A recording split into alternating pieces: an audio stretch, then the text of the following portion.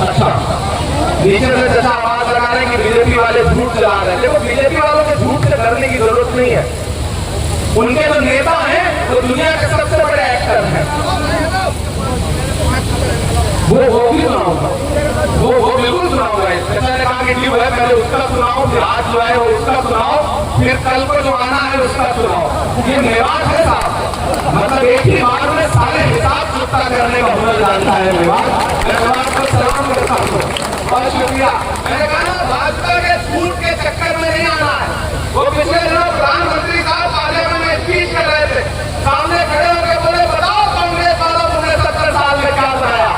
इधर से मैं खड़ा हो गया, मैंने सोचा मैं बताऊं, पीछे सिकंदर उठा भाई बैठे थे, बोले इमरान भाई मत बताओ, जो बताओगे उसको भी बेच देंगे, इनका काम सिर्फ बेचने का है। और ये भाजपा वाले आकर के 70 साल का हिसाब पूछते हैं। मैं तो फिरोजपुर झिरका के बड़गली चौक पे खड़ा होकर कहना चाहता हूँ कि अरे भाजपाइयों, आप हमसे 70 साल का हिसाब पूछते हो, आप अपने गिरबान में झांको। जो भारतीय जनता पार्टी की सरकार अपना चलाया हुआ 2000 का नोट 7 साल नहीं चला सकी, वो हमसे 70 साल का हिसाब मांगती है। वो सारे नारे झूठे थे, याद है वो नारा भाइयों बहनों, याद है वो नारा, खजाने की चाबी मेरे हाथ में, 100 में देश नहीं लुटे दूंगा, याद है वो नारा, चौकीदारी करूंगा। अब तो मैं पार्लियामेंट में भी खड़ा होकर उनसे सवाल पूछता हूँ, ये कहाँ सोया है चौकीदार, कहाँ सोया है चौकीदार। मुझे लगना चाहिए कि मैं उसी फिरोजपुर झिरका में उसी बड़गली चौक पर खड़ा हूँ। आप पिछली बार आया था, वही जोश वही जज्बा है। ये कहाँ सोया है चौकीदार, कहाँ सोया है चौकीदार। आप क्यों खड़े होने लगे?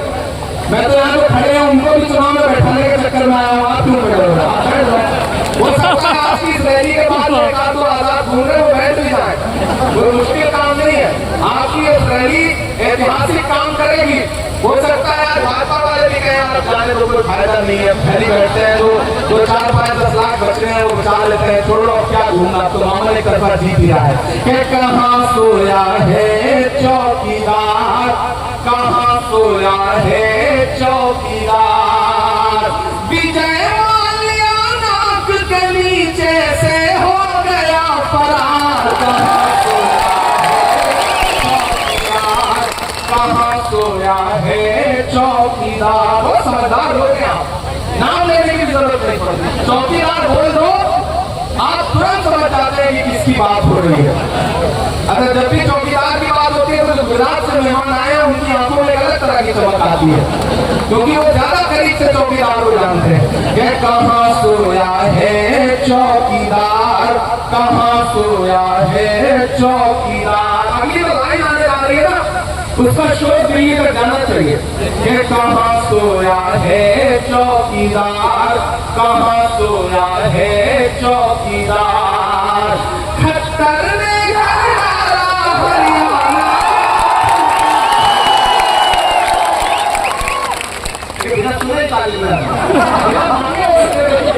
इतने मोहब्बत वाले लोग हैं कि इनके सामने अपील करने की जरूरत है। फिर से सुना रहा हूँ, पहले सुनिए फिर ताली बजाइए।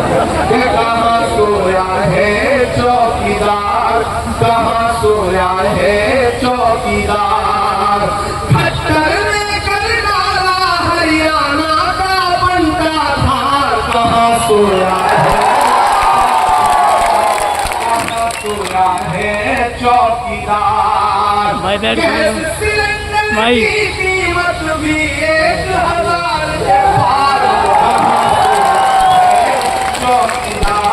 कहाँ सोया है चौकीदार। चाय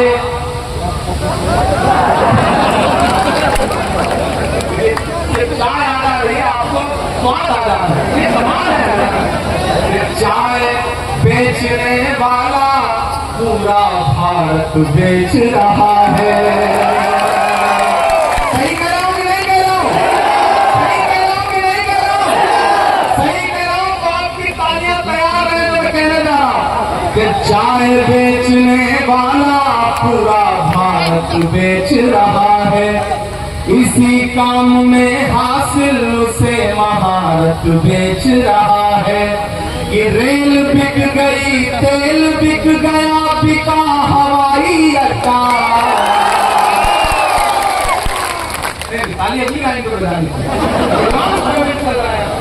ये मोहब्बत है आपकी, सलाम करता हूँ। अगली लाइन आने जा रही है, उसका एक नाम आएगा, वो नाम सुन के आपके दिल में गुदगुदी पैदा होगी, तो उसे तालियों में बदल के उसे दिल्ली तक पहुंचा देना। कि रेल बिक गई, तेल बिक गया, बिका हवाई अड्डा। तैयार है ना? कि रेल बिक गई, तेल बिक गया, बिका हवाई अड्डा। सब कुछ बिकता देख के खुश है अपने जेपी में। जनता महंगाई की मारी, जनता महंगाई की मारी करती हाहाकार। कहाँ सोया है चौकीदार, कहाँ सोया है चौकीदार। फिरोजपुर जिला वालों, ये इलेक्शन मोहम्मद खान से मोहब्बत दिखाने का इलेक्शन तो है ही, लेकिन ये इलेक्शन इस बात का भी इलेक्शन है कि अपनी आंखों में वो मंजर रखो कि जब भाजपा की सरकार 10 साल पहले आई थी तो उसने क्या क्या वायदे किए थे। लेकिन इसी सिंघू बॉर्डर पे, हरियाणा और दिल्ली के बॉर्डर पे बैठे हुए 700 किसान, उनके सरों पे भाजपाई पुलिस की बरसती हुई लाठियां पहन में है। उसे याद रखो, कीमत तो बहुत बढ़ गई शहरों में धान की, लेकिन कितना हो सकी बेटी किसान की। मौका मिला तो लोगों ने कुर्सी के वास्ते तस्वीर ही बिहार की हिंदुस्तान की। ये इलेक्शन उन किसानों पर बरसी हुई लाठियों के बदला लेने का इलेक्शन है। ये इलेक्शन हरियाणा के उन नौजवानों के अरमानों के टूटने के बदला लेने का इलेक्शन है। कि जब यहाँ का नौजवान रात के सुबह के 4 बजे उठ करके सेना में भर्ती होने के सपने सजा करके मेडिकल की तैयारी करता था, लेकिन भाजपा की सरकार ने अग्निवीर ला करके हरियाणा के नौजवानों के सपनों को चकनाचूर करने का काम किया है। इस बात का बदला लेने का इलेक्शन है। प्रधानमंत्री जी नारा देते हैं बेटी बचाओ बेटी पढ़ाओ, लेकिन याद रखो हरियाणा वालों, ये नारा देने वाली भाजपा पार्लियामेंट से महज 500 मीटर की दूरी पर जंतर मंतर है। जब हरियाणा की बेटियां, ओलंपिक जाने वाली बेटियां, हरियाणा का सम्मान बढ़ाने वाली बेटियां अपना हक मांगने के लिए जंतर मंतर पर बैठी, तो बेटी बचाओ बेटी पढ़ाओ पर नारा लगाने वाली भाजपा सरकार ने, पुलिस ने उन्हें जंतर मंतर पर घसीटने का काम किया।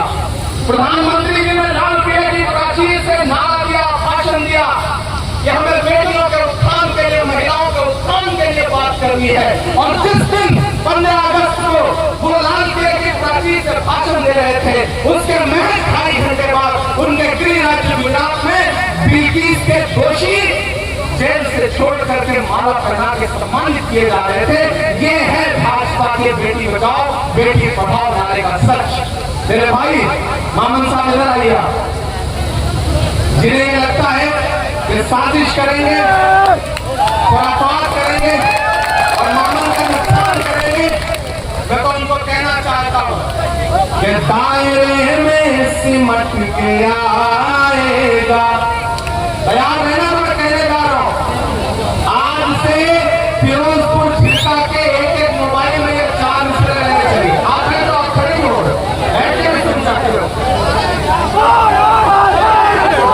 दायरे में सिमट के आएगा, हर रवायत से हट के आएगा। चौथी लाइन पे कसम है कि हाथ को खामोश नहीं रहेगा। ये दायरे में सिमट के आएगा, हर रवायत से हट के आएगा। आंधियों को जरा खबर कर दो, आंधियों को जरा खबर कर दो, शेर वापस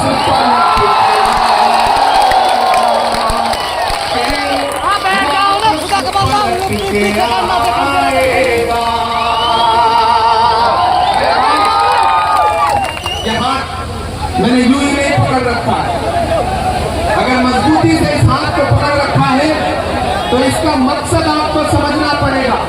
5 तारीख को घरों से बाहर निकलिएगा तो ये सोच के निकलिएगा कि हाथ के पंजे के सामने वाली दबाई गई बटन का एक वोट सिर्फ मोमन खान को नहीं मिलेगा, मोहब्बत के उस मसीहा को मिलेगा जिसका नाम राहुल गांधी है।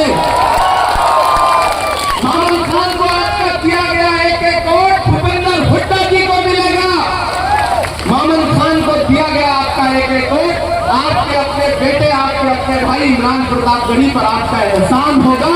ये गुजारिश करने आपसे आया हूं। तो 5 तारीख को घरों से बाहर निकलिए। तमाम बातों के बीच 2 शिकायतें हैं आपसे। आज सुबह चाय की दुकान में बैठते हो तो सरकार बना देते हो, बिगाड़ देते हो। शाम में जब खाना खा रहे हो तो मुख्यमंत्री बदल देते हो, दोपहर में खाना खाते खाते प्रधानमंत्री।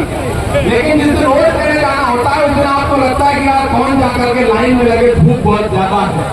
इस बार ये नहीं सोचना है, ये कोशिश करिए कि एक वोट लेकर के घरों से बाहर निकलिए, हाथ के पंजे के सामने बटन दबाइए। सरकार बनने जा रही है, इस बनती हुई सरकार में अपनी भागीदारी जताओ, उठाओ अपना एक हाथ। मुझे यकीन दिलाओ कि आने वाली 8 तारीख को जब रिजल्ट आएगा तो फिरोजपुर झिरका का रिजल्ट हरियाणा की तारीख में एक नया इतिहास लिखेगा ना। 5 तारीख को घरों से निकलोगे ना, एक वोट हाथ के पंजे पर देके आओगे ना, मोमन को जिताओगे ना, कांग्रेस की सरकार बनाओगे ना। बहुत शुक्रिया। इंशाल्लाह 5 तारीख के बाद 8 को रिजल्ट आएगा, मेरी नजरें यहाँ पर होंगी और उसके बाद मैं फिर आपके बीच में आऊंगा। और इस बार आप इन्हें एमएलए बना के भेजो, हो सकता है हम इन्हें कुछ और बना के वापस भेजें। और जो पिछली बार 5 साल में आपने एक बार जिद की होगी तो मैं आ ही गया होगा। इस बार आप कोशिश करना मोहन भाई कि जिस बूथ पर सबसे ज्यादा वोट से आप जीतो, मुझे खुद वहां एक आध बार चाय पीने के लिए ले चलना। जब आप चाहोगे मेरे घर आ जाना, मुझे अपनी गाड़ी में बिठाना और फिरोजपुर झिरका बकरी चौक लेकर के आ जाना। मैं यहाँ के लोगों से, यहाँ के मोहब्बत करने वालों से मिलूंगा। इंशाल्लाह आपका शुक्रिया अदा करूंगा। मामन की जीत आपकी जीत होगी, मामन की जीत मेवाड़ की जीत होगी। बहुत शुक्रिया।